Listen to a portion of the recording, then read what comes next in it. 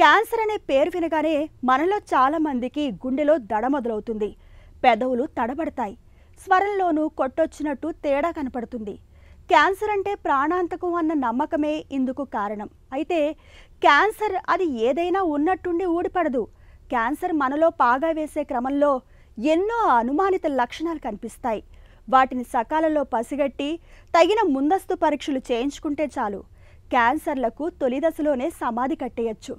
ప్రాణాంతక క్యాన్సర్లను ఆదిలోనే పసిగట్టే ముందస్తు పరీక్షల గురించి డాక్టర్ని అడిగి ఇప్పుడు తెలుసుకుందాం.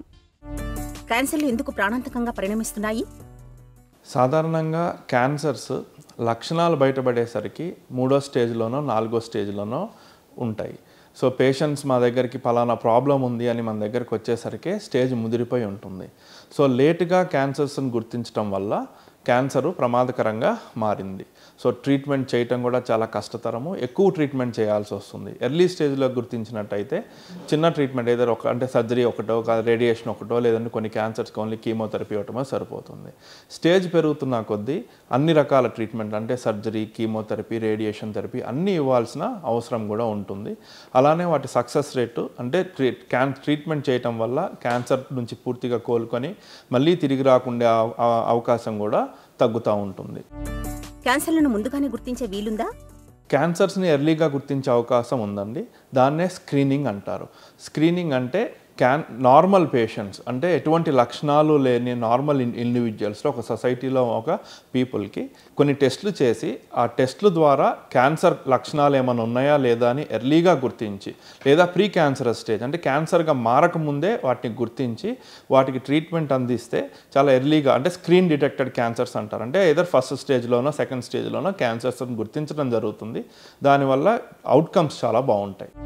మహిళల్లో సాధారణంగా కనిపించే క్యాన్సర్లను ఎలా గుర్తించాలి? మన దేశంలో మహిళలకి ఎక్కువగా వచ్చే క్యాన్సర్ రొమ్ము క్యాన్సర్ అండి. సో రొమ్ము క్యాన్సర్కి చాలా మంచి స్క్రీనింగ్ పద్ధతులు ఉన్నాయి.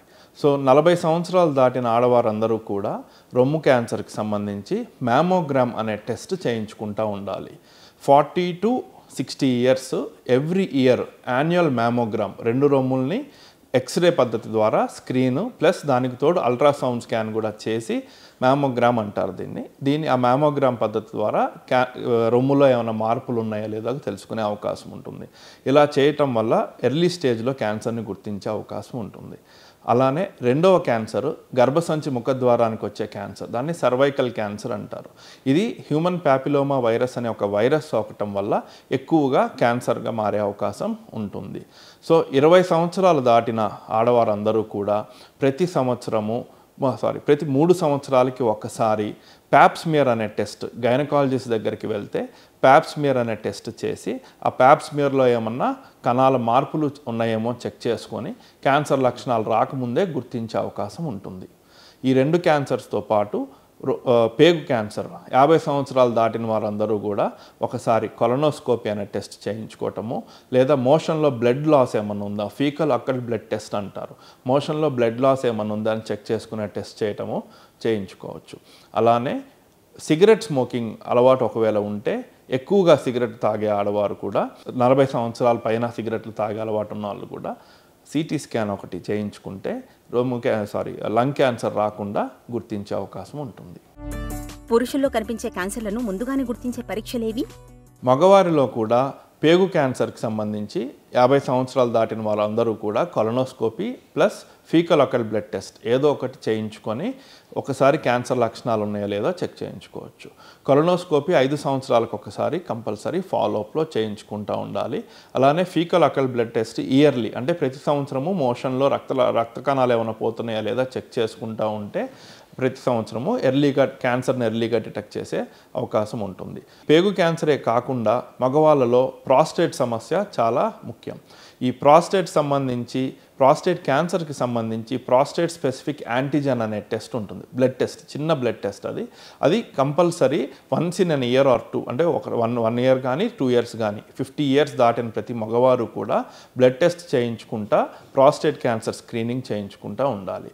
ఏమన్నా టెస్ట్లో తేడాలు ఉంటే దానికి సంబంధించి ఫిజికల్ ఎగ్జామినేషన్ అండ్ స్కాన్స్ చేసి ప్రాస్టేట్ గ్రంథిలో ఏమన్నా తేడాలు ఉన్నాయా లేదా చెక్ చేసుకొని అది క్యాన్సర్ లక్షణాలు ఉన్నాయా లేదా అని గుర్తించి ట్రీట్మెంట్ చేయించుకుంటే చాలా ఎర్లీగా జబ్బును జయించవచ్చు. పిల్లలకు సంబంధించిన క్యాన్సర్ల విషయంలో పరీక్షలు ఏమైనా ఉన్నాయా?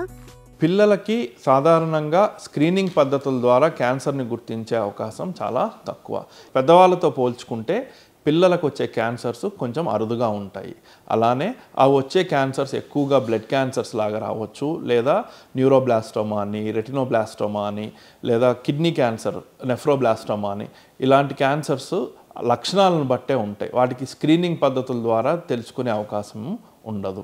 అలానే ఏమన్నా స్ట్రాంగ్ ఫ్యామిలీ హిస్టరీ అంటే వంశపారంపర్యంగా వాళ్ళ పిల్లగాడి వంశంలో ఏమన్నా క్యాన్సర్స్ 2-3 తరాలు క్యాన్సర్ బారిన పడిన వాళ్ళు ఎవరైనా ఉంటే ఆ క్యాన్సర్స్కి సంబంధించిన జెనెటిక్స్ అసెస్మెంట్ చేయించుకొని వాళ్ళకి హై రిస్క్లో ఉన్నట్టయితే స్క్రీనింగ్స్ చేస్తారు ఆ పలానా క్యాన్సర్స్కి సంబంధించి. జనరల్గా స్క్రీనింగ్ పద్ధతుల ద్వారా పిల్లల్లో చెక్ చేసే క్యాన్సర్స్ అయితే ఉండవు.